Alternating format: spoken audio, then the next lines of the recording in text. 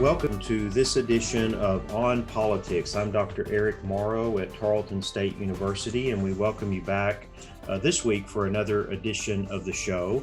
Here we are in the middle of an election process, which will culminate here in less than 2 weeks. But in the midst of that, and while you're being bombarded by all kinds of state and national media in terms of the election, I wanted to take the opportunity this week and next week to focus on some critical issues that are happening right now in Texas, and issues that most likely will be at the focus of some efforts in the next legislative session to address. Before we get to our guests today, though, to do that, I want to remind you that you can listen to us right here on KTRL FM 90.5 each Sunday at noon, also online at tarletonradio.com. And be sure to follow us on Facebook, where we post related articles to the issues and the interviews that we have on the show.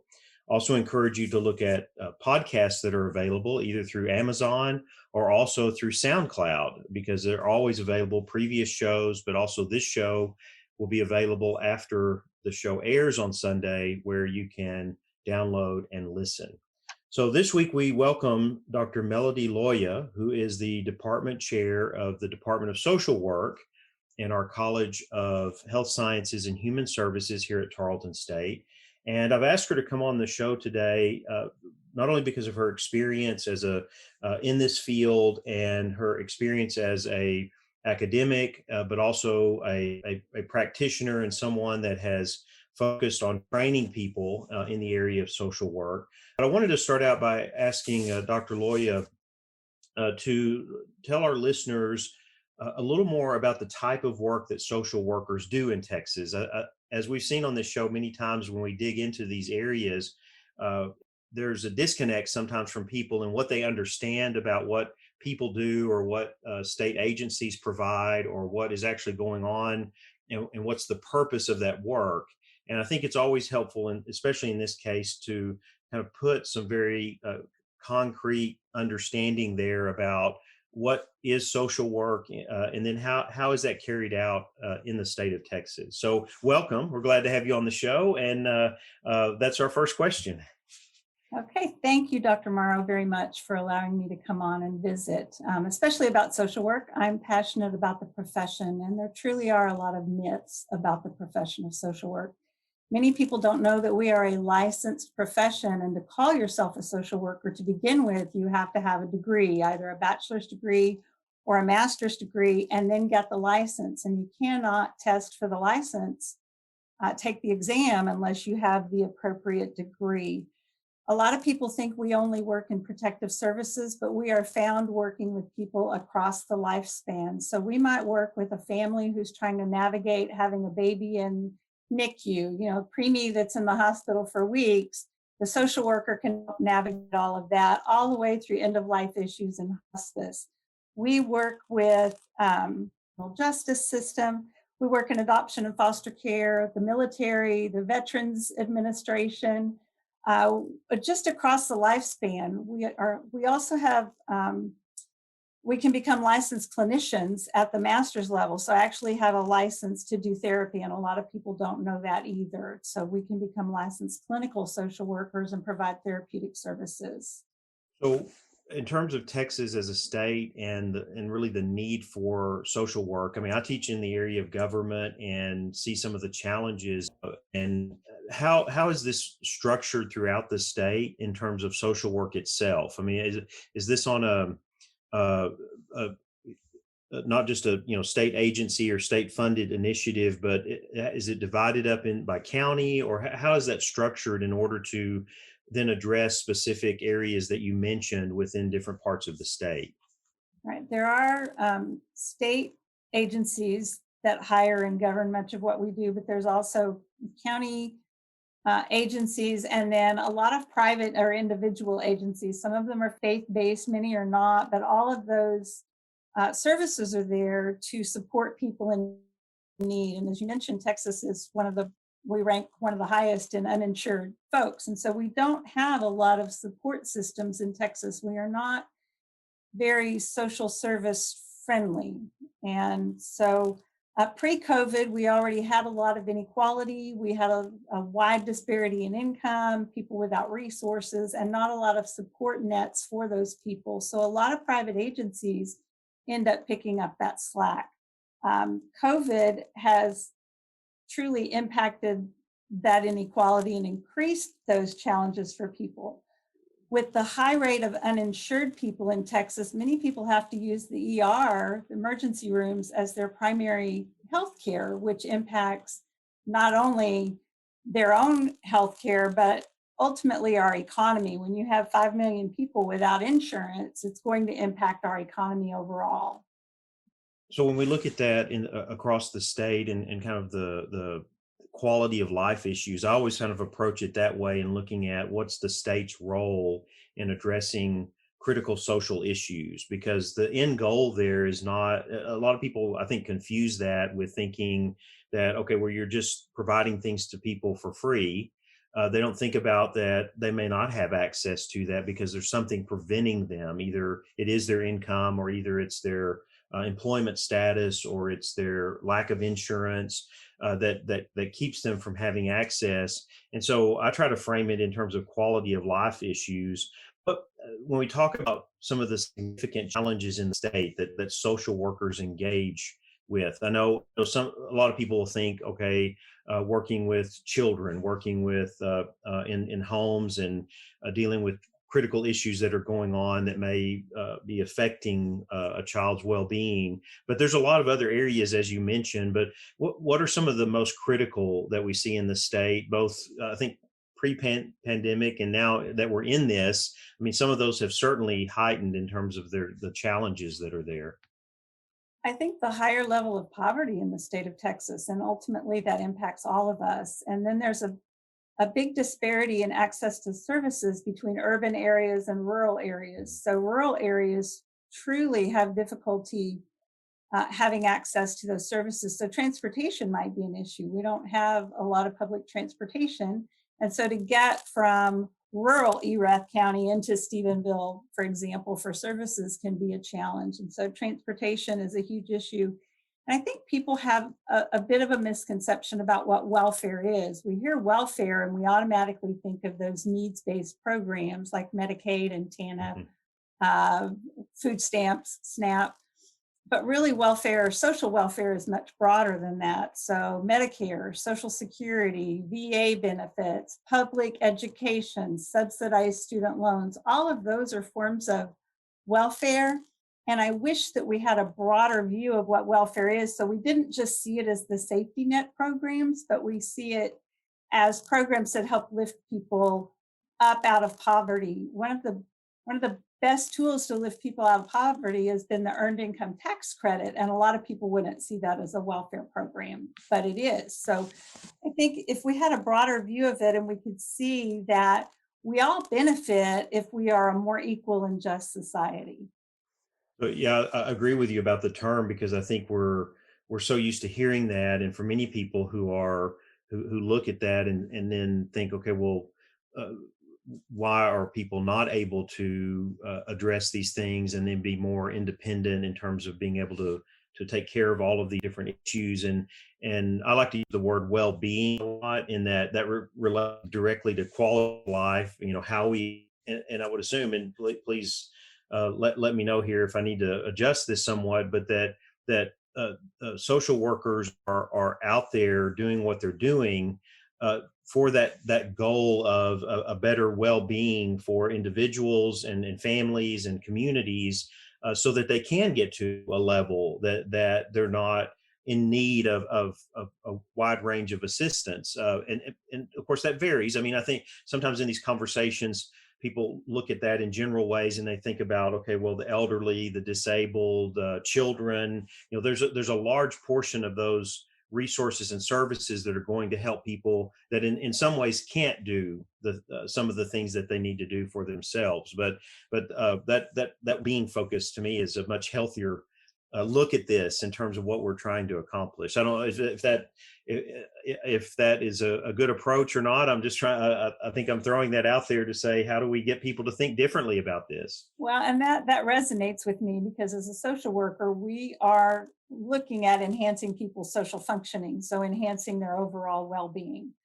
Because in the end, we truly do all benefit from that, from having equal opportunity. And so we think, well, they can just go pull themselves up by their bootstraps, but some people don't have the boots to do that. So to provide the supports early on for families so they don't get entrenched in poverty would be, to me, a much better solution than trying to put a Band-Aid on social issues after the fact.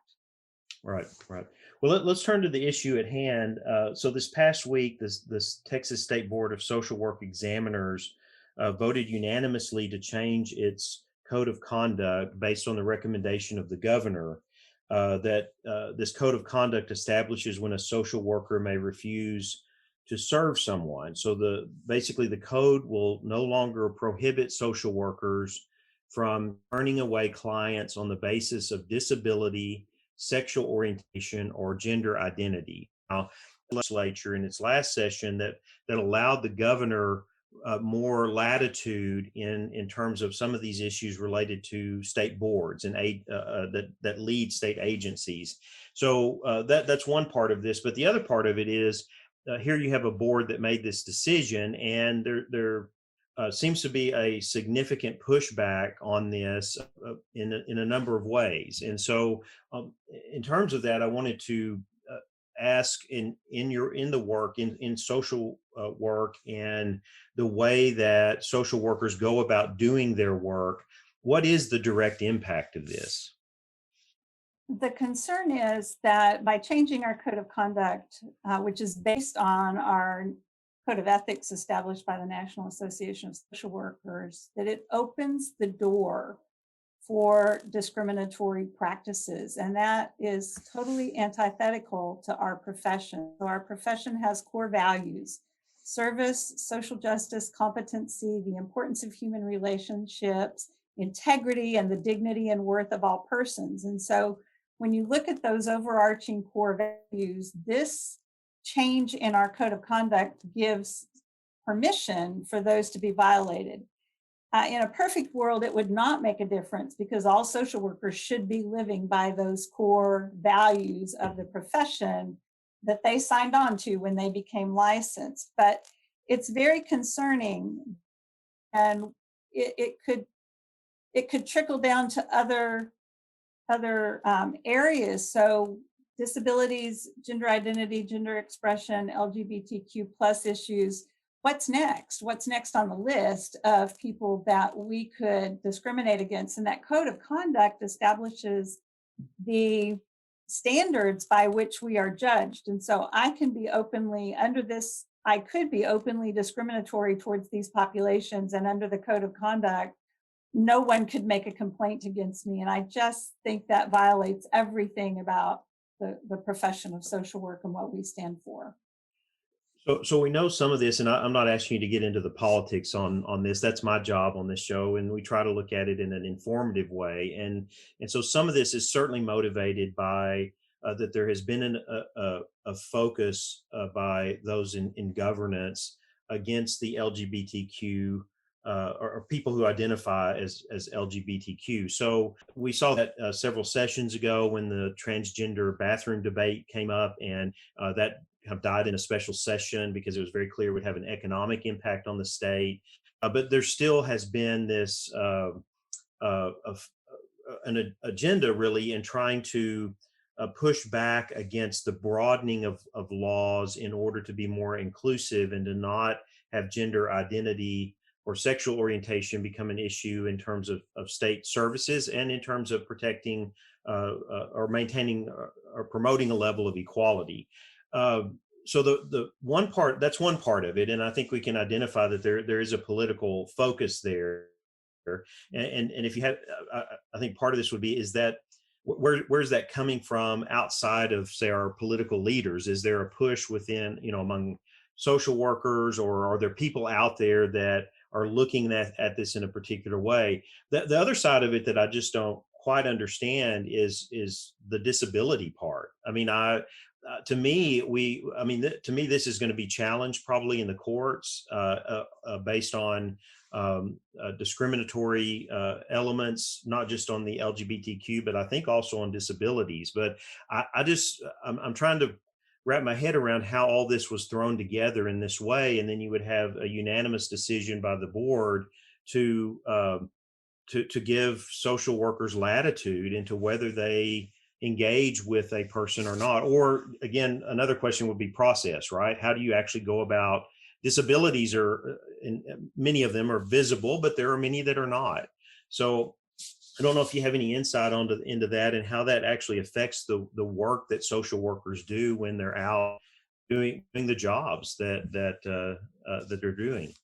I guess the long-term consequences of this remain to be seen, but like I started off with our core values, I truly hope that social workers would ignore that this is part of our code of conduct, giving them permission to discriminate. And we're trained to set aside personal values, so I don't have to change my value. I don't have to change my personal belief in something, Mhm. but I need to set that aside. And I really don't understand the focus on disability. And then, the LGBTQ plus community has had an uphill battle in Texas. I looked over the last legislative session, and there were a lot of bills put forth to protect rights they never made it out of committee or they weren't heard. And so I think that's just an uphill battle in this state. But at the end of the day, um, I hope social workers view clients as people and exercise that dignity and worth of all persons, and not decide on what person is of value and what person is not. Because if I'm not going to serve someone that I believe should not be living the way they're living, then that opens up the whole door Right. for, all these other things that are immoral behaviors that may be based on my moral standards and not someone else's. So I hope that makes sense. It does, because it often, I would say, it puts a lot more uh, pressure on social workers, because instead of just here's a need and I'm meeting that need, now those personal opinions or views, those things come into play, and is leaving it with that individual to make that decision.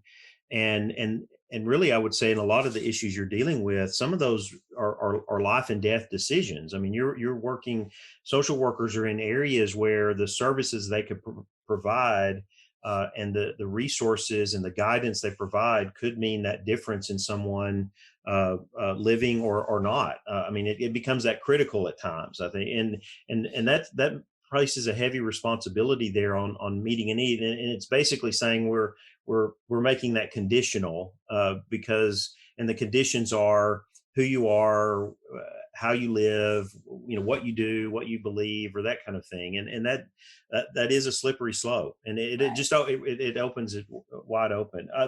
So earlier this year, I did an interview with the communications director for Equality Texas, and part of it was looking at the next legislative session in terms of their agenda to address LGBTQ issues. And this was actually coming out of after the Supreme Court ruling about employment law and the changes for worker protections and so forth. So I know certainly this is going to be on their agenda in terms of trying to propose legislation and get changes. Do you see any activity or work among either social workers or professional organizations that are connected to social workers, and where they're kind of landing on this? I, I ask that because my wife's a school teacher, and so she belongs to those professional associations that kind of track these things. And when government makes a decision that is not well received, then their work is to lobby and to try to address or change that. And so, without necessarily getting into the politics of it, I'm more concerned of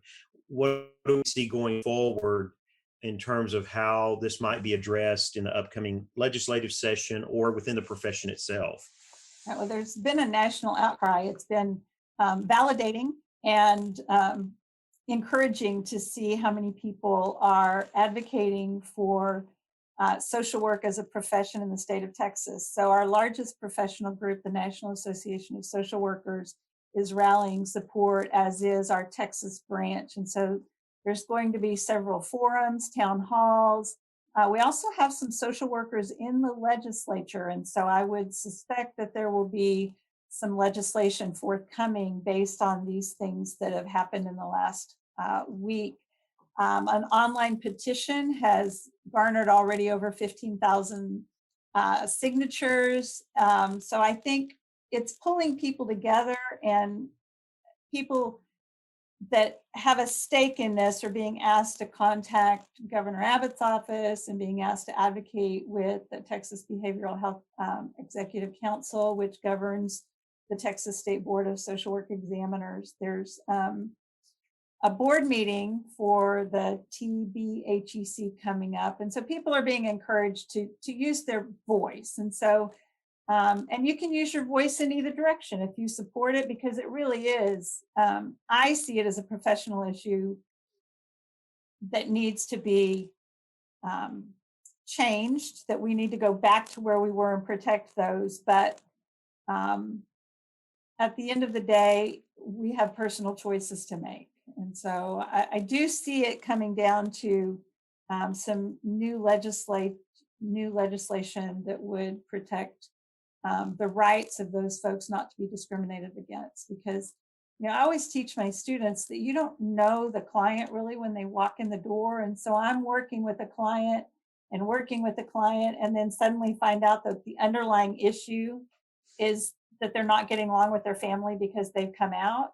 Can I then dismiss that client and say, no, I don't want to work with you because I don't do that? The suicidal client that calls because they're struggling with their gender identity, I can say, no, I'm sorry, I don't do transgender. It just opens a whole can of worms. So I do think there will be some legislation to address it. But in the meantime, for me, it's a moral and a professional issue to uphold the standards of my profession. One of this too, in a context here of other issues that I've been tracking as well. One of the things that I've continued to see since the last legislative session, and I'm anxious to see how some of these issues are going to be addressed. But we seem in our state to be part of its constricted resources or how resources are allocated, but a lot of these affect social work. I mean, we've seen challenges with services that we deliver to children, to the elderly, to those with mental health issues. It just seems like that those who are having some level of struggle within our society, who are in most need of some of those services and those resources, there continue to be either obstacles put in the way, or the services are just not there. And for me, that's a very strong kind of open criticism of the way we see the role of government in this state. That while yes, we're challenged, with resources, we've got to find a way to use those resources related to quality of life, and that's not just getting everybody a job. I mean, there are limitations to that as well. And so I don't know. To me, it tells me that the profession that you're in and that you train people to do is a very challenging one in this state, and that it's and that we've got to all be aware and then advocate more to try to see more done to make that better, and to try to use whatever our focus of the role of government is, but it needs to have a bigger role in all of this. And I don't how and I just ask this, kind of in wrapping this up, but how do you prepare students and those who come who are going to go out and be social workers in this environment, and what are the kind of focal points to helping them understand the context like that they're going to be working in? Yeah, we truly try to give them a holistic perspective of human need, human suffering, human possibility. And so from the micro level of working with individual families up to how do you write a policy brief that you could present to a legislator about the issues that impact your clients, teach them that policy impacts practice, and practice should impact policy. And so those things that happen at the top are not out of my reach. And I need to have a voice as a social worker and advocate for my clients. So we teach them those skills. Social work started out as a very macro-based profession with the settlement houses that went into communities and did try to enhance that social functioning. And so trying to get students to see that broader picture of it's not just about the individual relationship with the adolescent that comes into my office that needs help, but what's going on with the family, what's going on in the community, what's happening at school. And so really training them with the tools they need to operate at multiple levels of practice. And that's really what sets social work apart from other professions, is we aren't just focused on that individual's functioning, but we should be also looking at the influences of policy, the influence of society, embedded structural inequalities, racism, sexism, ableism, all the isms that impact our clients. We really should be addressing those at all levels of practice. And so hopefully we're giving our students the tools to go out and do that with whatever population they decide to work with.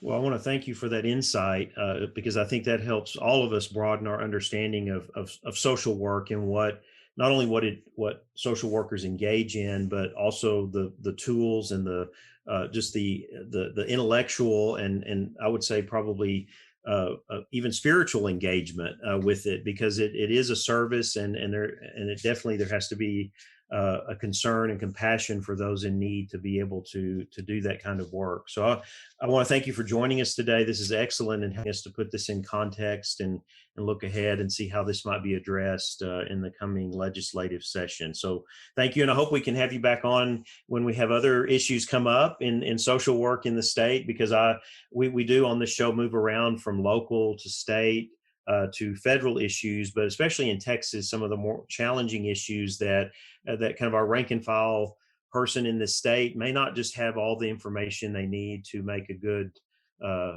form a good opinion about what government should be doing in that area. So thank you so much for joining us today. Thanks for having me, Dr. Morrow. We are going to take a quick break and we will be back with more On Politics. Politics can be confusing, but On Politics with Eric Morrow has your back. Follow the show on Facebook. Search On Politics with Eric Morrow to stay up to date with the show and all the sources to follow right along.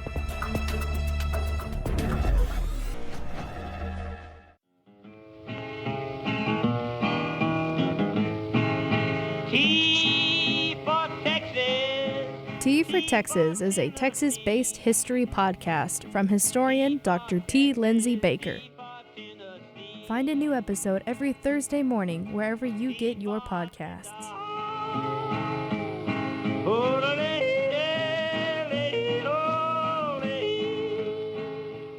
Welcome back to On Politics. I'm Dr. Eric Morrow here at Tarleton State University, and right here each week at 12 noon on Sunday on KTRL 90.5 FM, streaming online at tarletonradio.com, and also available as a podcast through Amazon Podcast, or download or listen on SoundCloud, as well as connect with us on Facebook at On Politics with Eric Morrow. So we want to thank Dr. Loya again for joining us and giving us that insight into social work, some of the challenges that are currently happening with the recent decision by the Board of Social Work Examiners, as well as just understanding what social workers do and what are some of the current issues that they are facing in the state of Texas and in trying to do the work that they're doing. And as I said at the beginning of the show, we are focusing on other issues. You can get lots of information on what's going on with the election, and we're going to get to something about the election in just a moment. But of course, you can find all kinds of information about the third debate this past week and all kinds of analysis. And there are other issues and other things going on. And so that's where we can offer something unique to our listeners and to others through focusing on specific issues. In fact, next week, we're hoping to welcome Charlie Stenholm on the show, a great friend of Tarleton and a former congressman, to talk about rural health care because that is such a significant issue here in Texas. But again, we are here to focus on issues that are critical in our region, around the state, and around the country as well. And one of those that came out this week that is related to the election is the use of information, of voting registration information, and the attempts at cyber attacks on our voting system coming from both Russia and China. And so Trump administration officials, Homeland Security officials have come out and identified this. There were several news conferences. There's numerous articles confirming this attempt to try to disrupt elections in this country. And of course, one of those was the use of open record voter registration information. So this was not necessarily related to a hack into secure data or anything like that, but it does raise concerns as well. And that was the use of cyber terrorists in Iran in trying to use voter intimidation. So sending out an email, which these are called perception hacks in the language. It's a way of trying to change people's view about the candidates or the elections through trying to influence them in some way, whether it's through emails or through social media. And so this email went to voters in Florida, registered voters in Florida, that was trying to influence them in some way in the way that they see the election, trying to influence them against President Trump, because some of these spoofed emails sent to Democratic voters were purported to be from pro-Trump far-right groups that were threatening, and saying, we know how you will vote and so on.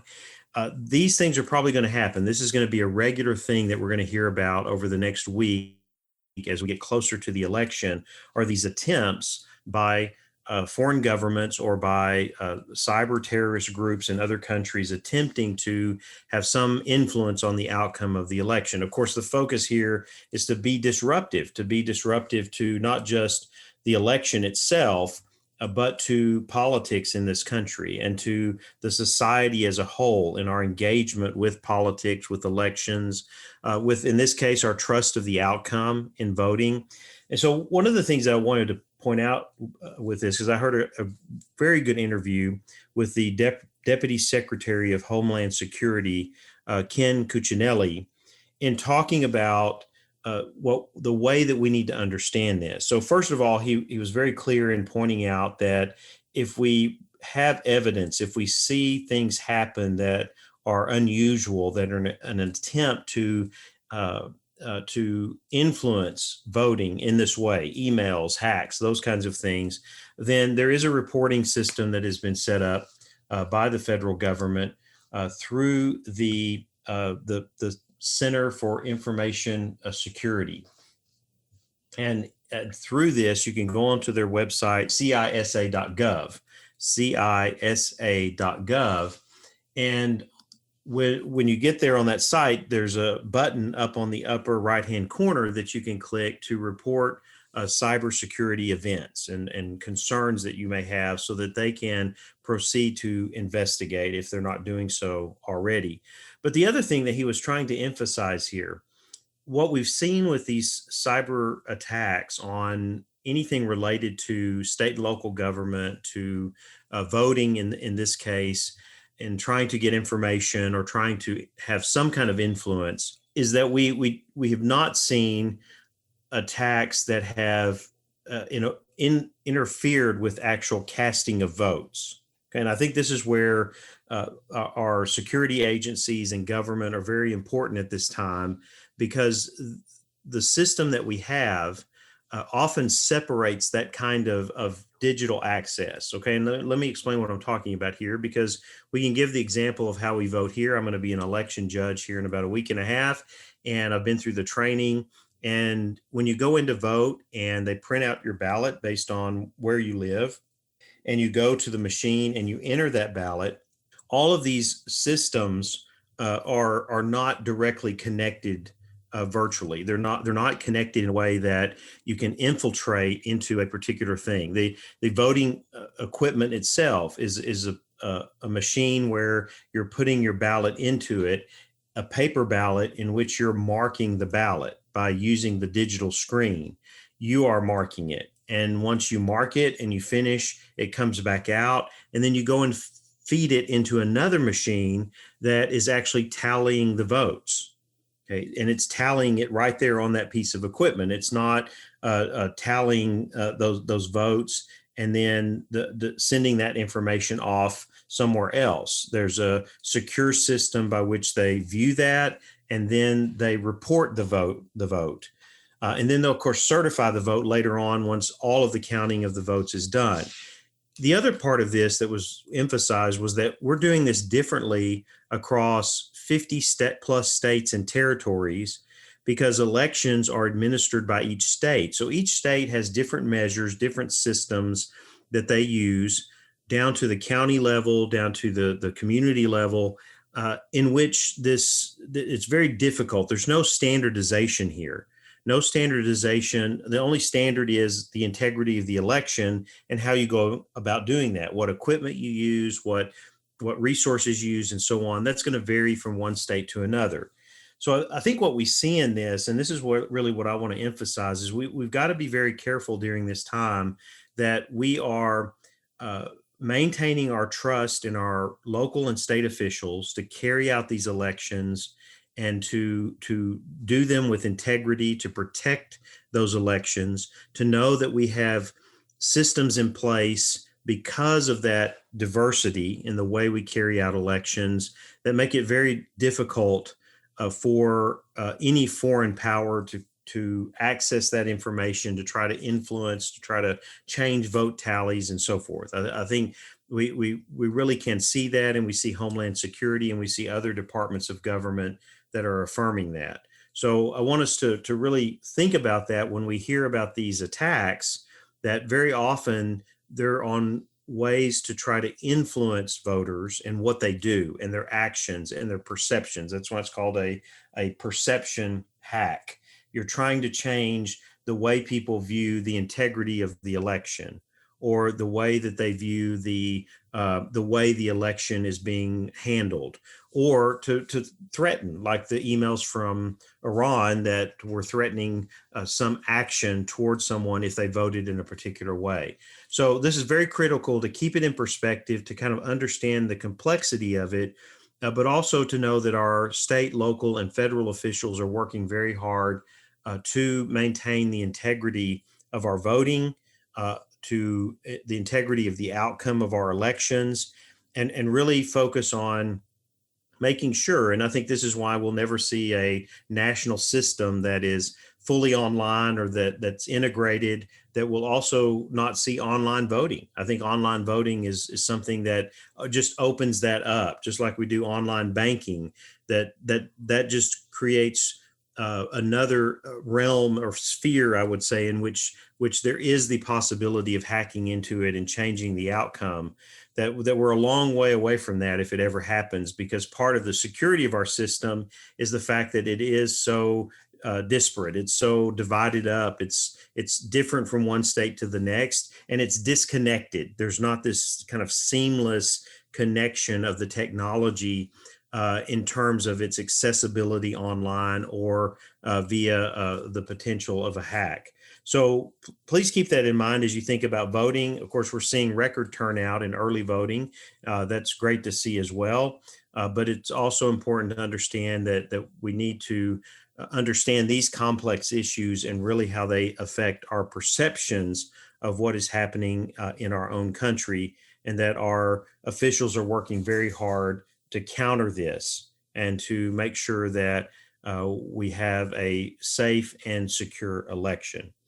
So I want to turn now, as we wrap up the show today, to talk about another area that we've given some attention to in the past. And this, of course, is related to the election, but it's actually asking us to kind of look beyond the election and to look ahead. Some of this came out of a conversation I've had with a colleague in recent weeks on the area of civil religion. Okay, civil religion, and we've talked about it in this country on the show before, in this country, that civil religion is the symbols that align with our identity as Americans.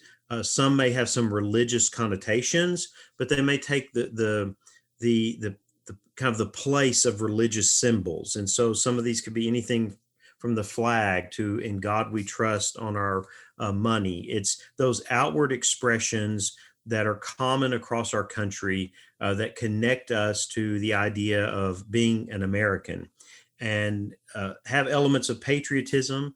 Yes, at times elements of nationalism as well. The other side of this is also in this conversation we were having was about shared values. And really looking at what provides the glue, what holds us together, what are areas and things that we can come together around to affirm what we share rather than what separates us. And I think this is very critical anytime we have a presidential election, we have national elections, and the outcome may not be what many people wanted. And certainly, given the partisan nature of our politics right now, looking at the numbers of support on both sides, Republican, Democrats, President Trump, former Vice President Biden, that there will be many people that no matter who wins, the outcome of this election will not be what they want. And our uniqueness here as Americans, for as long as we have existed as a nation, has been to accept the outcome of these elections. Now, we've had challenges and tensions and issues develop out of that in the past. We can go back to the 1800s and look at the impact of elections on what led to the Civil War and what followed the Civil War that had an impact on the nation as a whole. But if we look back over our history, we see this transition of power. We see the acceptance of outcomes, whether there's a transition of power or not. We move forward and we work within our political system in order to work for the outcomes that we want. But we do it in a way that attempts to find some continuity and some collaboration and work forward in identifying what we do share in common as residents of this country, as citizens of this nation.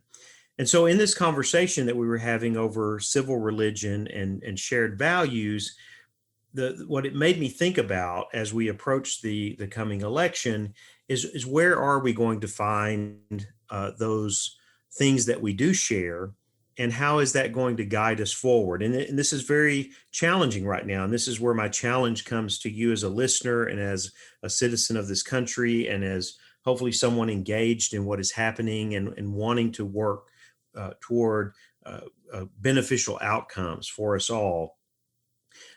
And so the focus here in looking at this is for us to ask ourselves, what represents those ideals, those foundational ideals, the character and the values of who we are as Americans, as citizens of the United States, and supporters of what we have in terms of our freedom, in terms of our system of governance, in terms of our security as a country. And I go back to some of the things that we've looked at before. Some would say, and this is where the conversation led that I had with a colleague, that civil religion represents that we have all these symbols of America, of the United States of America, and those symbols represent those values.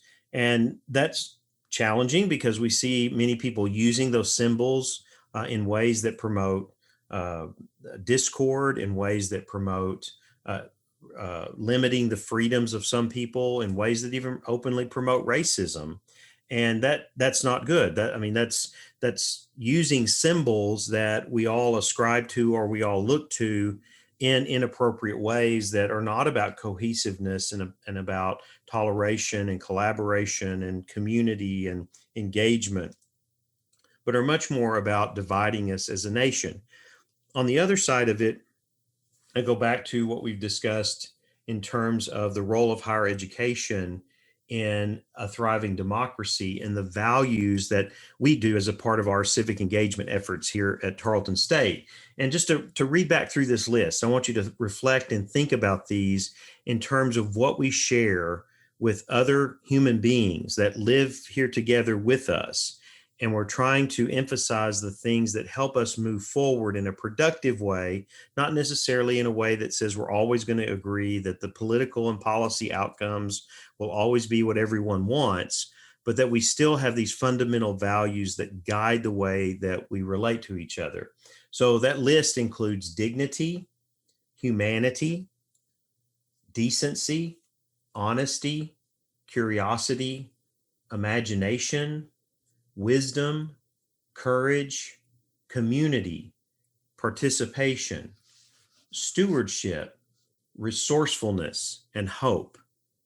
So these are critical values that, again, I would say in some sense are represented within those symbols that identify us for who we are.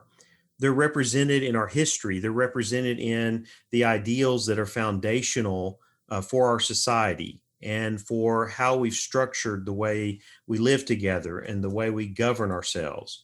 But they're also very, very critical in our conversations, in the work that we do together, in our collaborations, in all of the things that we do that help us lead our country and our society forward, that help us to find a way to work together, to appreciate each other, to respect each other, and to make this work, to find stability, to continually go back to those foundational ideals for which this country was established.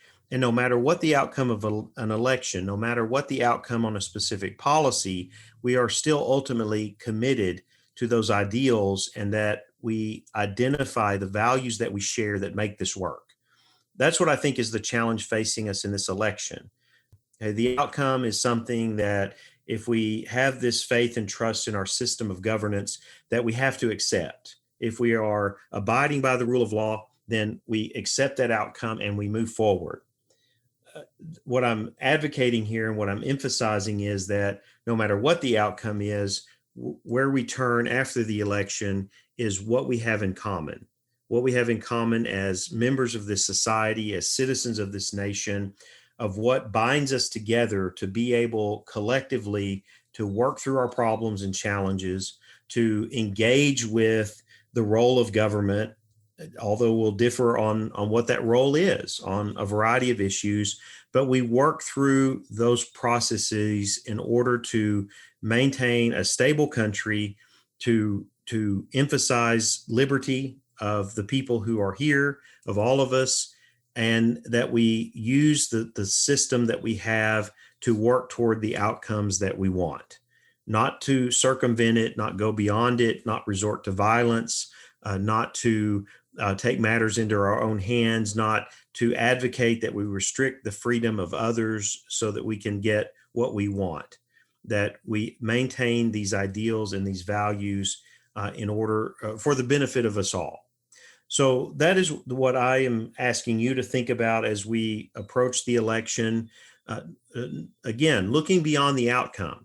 Okay, the outcome is going to be the outcome. It's going to be who wins the election in terms of the votes and the electoral college at the level of the president, and voting as we move further down in terms of national elections and elections in our states.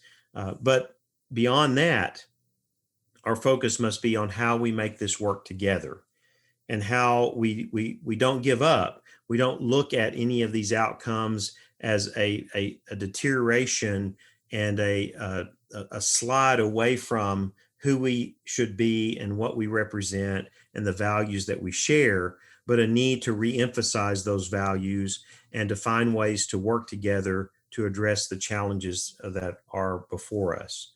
So I ask you to reflect on that. I come back to that from time to time because it's a focus of the work that I do in teaching government classes, but also think it's a critical role that we have here on politics to not get into the mire of the partisanship that we see. Certainly we analyze it from time to time, but this is not a partisan show. It's not about picking sides. It's about having the level of analysis and the level of information we need to be able to remain committed to the processes that we have, to the system of governance that we have, and to find our way forward in working through that and identifying and understanding our shared values and who we are and why that is important for our society, for future generations, and for the world.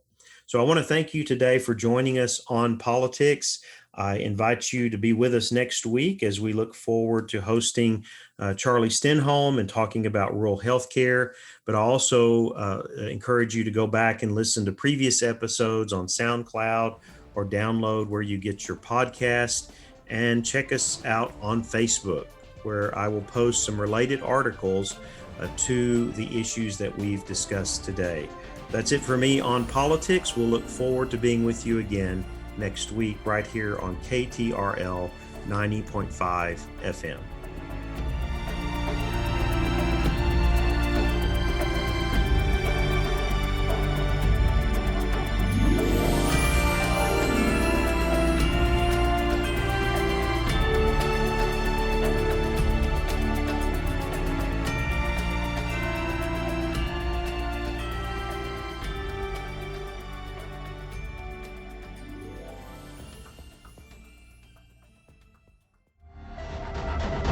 This has been a Tarleton Radio Network podcast with production from me, Taylor Welch, and me, Carissa Cole. Find more great shows by searching Tarleton Radio Network wherever you get your podcasts.